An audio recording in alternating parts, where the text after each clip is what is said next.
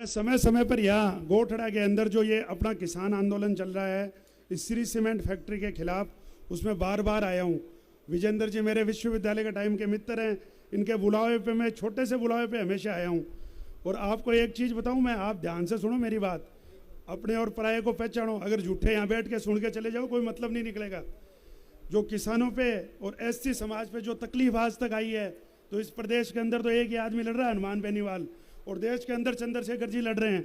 इस चीज़ को पहचानो, आप ऐसे झूठ मत बैठे रहो, ये तो तकलीफ में आ जाओगे। हमारे तो कोई फर्क नहीं पड़ना, मैं तो आपके जितने एमएलए ना, आप दो को पिटा हुआ है मेरा विश्वविद्यालय के अंदर, और मेरे को तो एमएलए बनने का शौक नहीं है। समझो बात को, और सही बात सुनो। आप सही बात जो ये कह रहे हैं ना, उस बात को आप समझो। मैं आपको 2-3 बातें कहूँगा जो आप बड़े ध्यान से सुनो। आप अपने आदमी को पहचानो। आज बेनीवाल जी कहीं भी रहे होंगे, किसान के लिए उन्होंने एनडीए से गठबंधन तोड़ दिया।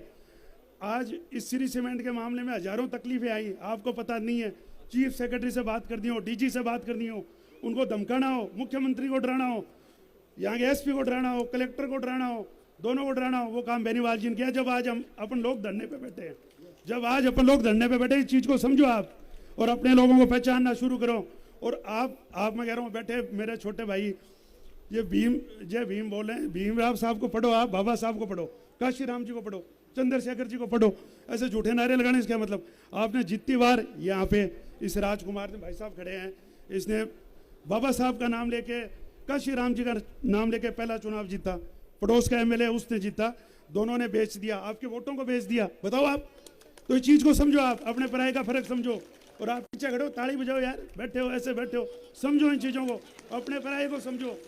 आपकी लड़ाई आज कल एक बीकानेर के अंदर एससी समाज का बच्चा खत्म हो गया। सुनो मेरी बात, आप परिजनों पे दबाव बनाया गया कि इसको ले जाओ, पोस्टमार्टम कर दिया, जलाओ। वहाँ एमपी साहब ने फोन किया, जब जाके वहाँ धरने पे बैठने दिया लोगों को। तो आज अपनी जो समस्याएं आ रही हैं, अपने जो लोग हैं उनको समझो आप। किसान आंदोलन में अपनी बहनें तकलीफ पा रही हैं, वहाँ पे सिर्फ एमपी के रूप में, अरे सुनो, किसान आंदोलन में जो बहनें तकलीफ पा रही हैं, किसानों के वोट से राजस्थान में 10 एमपी निर्वाचित हैं, 10 एमपी किसानों के वोट से बने हैं। एक भी गया क्या वहाँ? एक भी नहीं गया। बेनीवाल साहब गए, पहले सांसद है जो गए, और दूसरे चंद्रशेखर जी को इस चीज की मैं बधाई देना चाहूंगा कि लगातार उन बहनों की हौसला अफजाई कर रहे हैं और अन्याय के खिलाफ पूरे देश में जहां भी किसी पर अन्याय हो, चाहे वो किसान कौम से हो, चाहे वो एससी समाज से हो, चाहे वो किसी समाज से हो, चंद्रशेखर जी जाते हैं देश के अंदर। और राजस्थान में इनका जो काम निभा रहा है वो हनुमान बेनीवाल है। आप बेनीवाल को समझो, पढ़ो, कितनी समस्याएं आती हैं। आज इन्होंने अग्निवीर अग्निपथीय योजना लागू कर दी, उसके खिलाफ जो अपने बच्चे फौज की नौकरी करते थे उसको खत्म करने की बात ये कर रहे हैं, उसमें भी सिर्फ बेनीवाल जी लड़ रहे हैं। तो ये चीजों को समझो आप।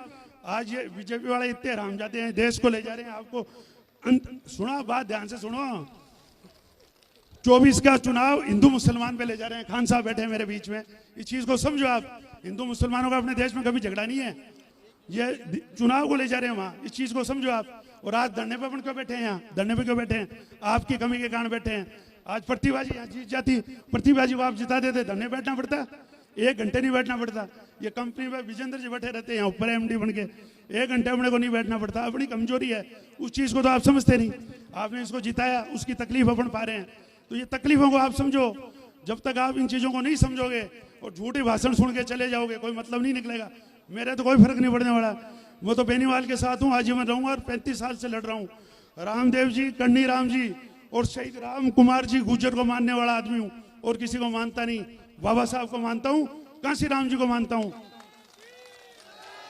1 मिनट। और पहले बहन जी को मानता था, बहन जी को मानना छोड़ दिया। कारण बताऊं, यूपी की जितनी टिकटें बांटी है ना, अमित शाह ने दी, वो बांटी है। अमित शाह ने लिस्ट बना के दी, वो सारी टिकटें बांट के बहुजन आंदोलन को खत्म कर दिया यूपी के अंदर। तो आप समझो अपने दुश्मनों को, नहीं समझोगे तो खत्म हो जाओगे। अब ये धरने में तो हमने संभाल रखा है, एमपी साहब ने संभाल रखा है, आज अपन बैठे हैं इस धरने पे। तो आप तो इसमें तो कोई तकलीफ नहीं आएगी, पर इन चीज़ों को समझो आप और समझ के अपने और पराये का पहचान करो। अपन तकलीफ के बारे में, अपने गलत वोट दिया उससे तकलीफ पा रहे हैं, इन चीज़ों को समझो। बसपा को तो राजस्थान में खत्म ही कर दिया ना, छाओं के छाओ बिक गए। आप बताओ बिके नहीं बिके? आप बताओ ना, बसपा पार्टी है क्या?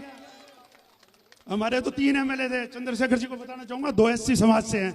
हमारे प्रदेश अध्यक्ष एससी समाज से हैं, पुखराज जी मेघवाड़ हमारे प्रदेश अध्यक्ष हैं। हम तो नहीं बिके, न उधर गए न इधर गए, हमेशा गरीबों और किसानों की लड़ाई लड़ रहे हैं। तो आप इस चीज को समझो।